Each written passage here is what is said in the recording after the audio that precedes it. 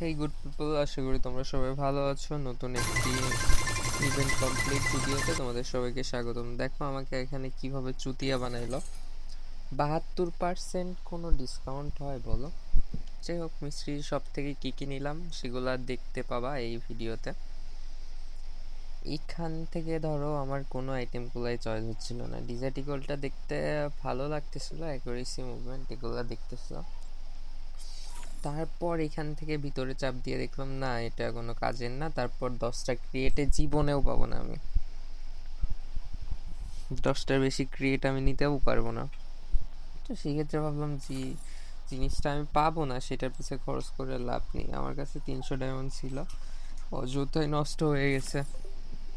এখানে ফুললি বলতে পারো ওয়েস্টেজ জিনিস আছে সবগুলো। এখান থেকে যদি তোমার কোনো কিছু চয়েস হয় সেগুলো তুমি নিতে পারবা, সমস্যা নেই। এই টোকেনগুলো যাদের লাগবে, ধরো তোমার কোনো গান ম্যাক্স নেই, সেই জন্য তুমি টোকেনগুলো কালেক্ট করে নিতে পারো। বাট আমি তোমাদেরকে বলবো, হুদাই কোনো কিছু তোমাদের যদি থাকে, অলরেডি থাকে, সেগুলো তোমাদের নেওয়ার কোনো প্রয়োজন নেই। যেমন দেখতে পাচ্ছ অনেক আইটেম তোমাদের কাছে থাকবে, আমি জানি। এখান থেকে আমার একটা জিনিসই চয়েস হয়েছে, সেটা হলো এই কাটানার স্কিন।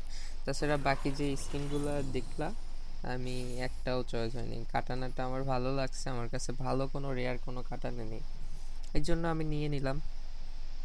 তারপর এখান থেকে আমি বান্ডিল দেখতেছিলাম, আমার চয়েস হয় না। তারপর আরও অনেক কিছু আইটেম দেখলাম যেগুলো আমার পছন্দ না। পরে এখান থেকে আমি কোনো মতো ব্যাক করলাম।